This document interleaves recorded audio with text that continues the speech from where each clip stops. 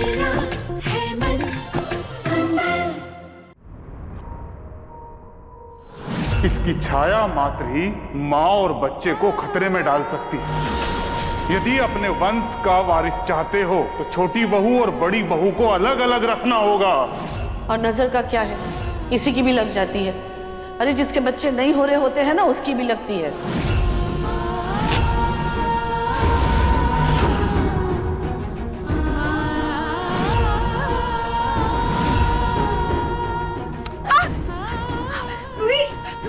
ये क्या कर रही है? तू संभाल कर काम करना। देख कितना खून निकल रहा है तेरा। इधर जूही तू प्लीज मुझसे दूर रह। तू मुझे मत छू। और तू यहाँ क्या कर रही है? तू प्लीज जाना यहाँ से। दिमाग खराब है क्या तेरा? क्या बकवास कर रही है तू? बकवास नहीं कर रही हूँ, सच कह रही हूँ। जूही, मैं नहीं चाहती कि मेरा बुरा साया तुझ पर पड़े या मेरी वजह से तुझे या तेरे बच्चे को कोई नुकसान आए। तेरा दिमाग तो ठीक है ना? तू भी उन बाबा की बातों पे यकीन कर रही है? तो सोच भी कैसे सकती है कि तेरी परछाई मेरे बच्चे के लिए नुकसानदायक हो सकती है? अभी बचपन से लेकर आज तक मेरी सबसे बड़ी वेलविशर तो तू रही है ना। मेरा शगुन, मेरी शुभ परछाई हमेशा तू रही है। आज भी मुझ पर कोई भी मुसीबत होती है तो मेरी ढाल बनकर मेरे सामने तू खड़ी रहती है। तो आज कैसे तुझसे मुझे या मेरे बच्चे को कोई भी प्रॉब्लम हो सकती है?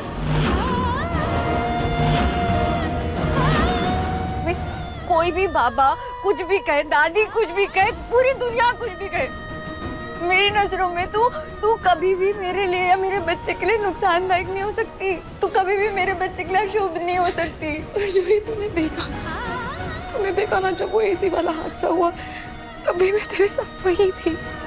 और मुझसे तो वो दिया भी नहीं जल रहा। वो तो सब एक इत्तेफाक था, उससे तेरा कोई लेना देना नहीं है।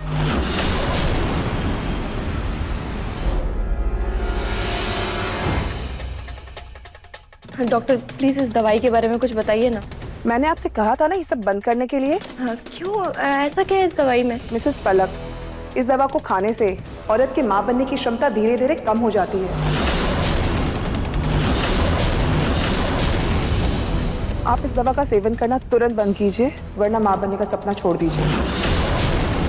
डॉक्टर साहब, बेड नंबर 13 के पेशेंट के लीवर में पेन शुरू हो गया है, जल्दी चलिए। मैं थोड़ी देर में आती हूँ।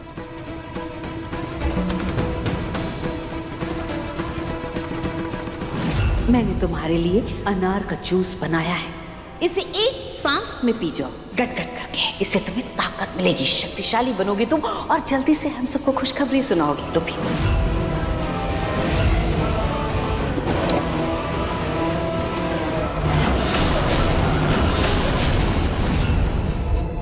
दादी जी, खीर में क्या मिला रही? कुछ मिला थोड़ी न रही थी वो। लो थोड़ा सा दूध पी लो। हाँ, अच्छा रहेगा तुम्हारे लिए और भगवान बिल्कुल भी बुरा नहीं मानेंगे। शक तो मुझे बहुत पहले ही हो गया था, लेकिन अब डॉक्टर की बात से मुझे पूरा यकीन हो गया है।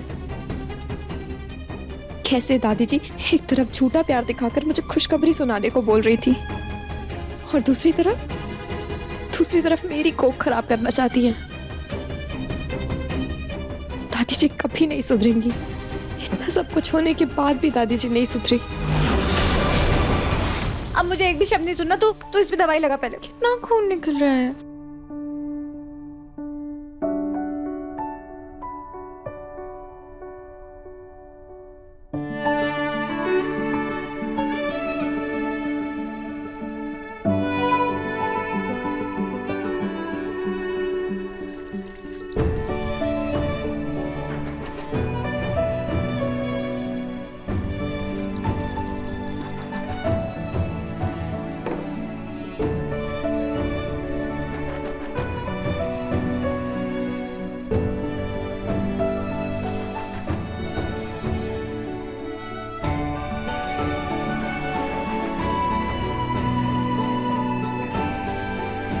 चल कमरे में चल, मैं दवाई लगा दूंगी। चल चल।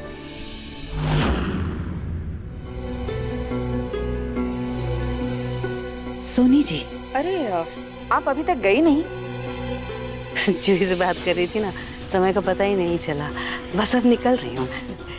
सोनी जी, बाप बड़ा ना भैया, सबसे बड़ा रुपया। ये कहावत तो सुनी होगी ना आपने। जी मैं कुछ समझी नहीं। देखिए, नाहर दामाद जी के कोई बच्चा तो है नहीं, एक था वो भी खो गया, लेकिन समर दामाद जी के बच्चा होने वाला है।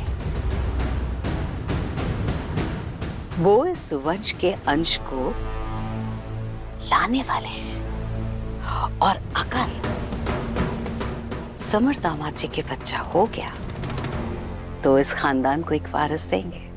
तो ये जो कुछ भी है ना, राजपाट सब उसी का होगा।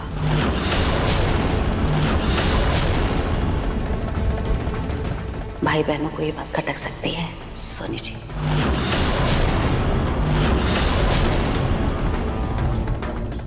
अरे मुंह बोले भाई बहनों की तो बात छोड़िए, सगे भाई बहन ही प्रॉपर्टी जायदाद के मामले में सगे नहीं रह जाते, और ये बात कटु सत्य है।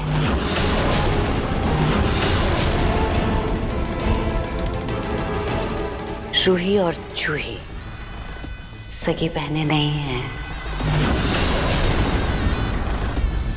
ठीक वैसे ही जैसे नाहर दामाद जी और समर दामाद जी सगे भाई ने। देखिए आप, समधन जी, मैं जो कह रही हूँ उस बात का बुरा बिल्कुल भी मत मानिएगा।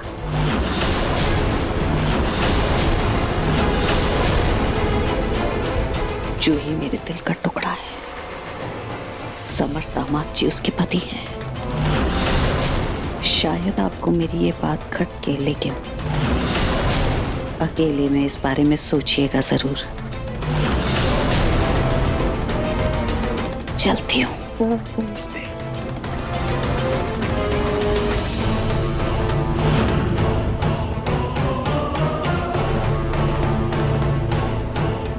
ये क्या पहेली बुझाकर चली गई?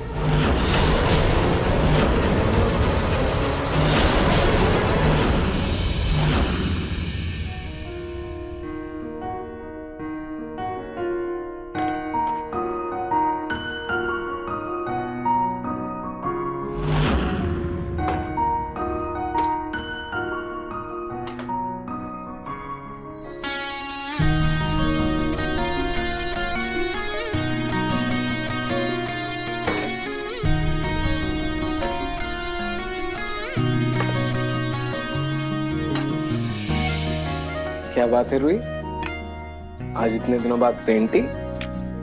हाँ नाहर जी, घर में नई खुशियां आने वाली है ना, तो इस खास मौके पर मैं जूही के लिए एक खास पेंटिंग बना रही हूँ।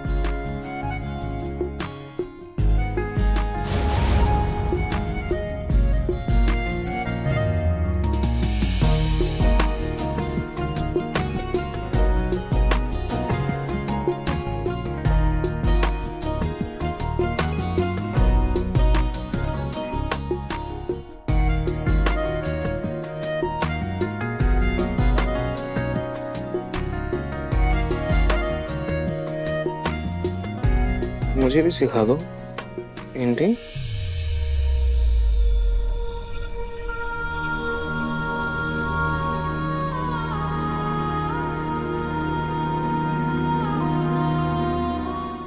मन सुंदर, रात 8 बजे दंगल टीवी पर।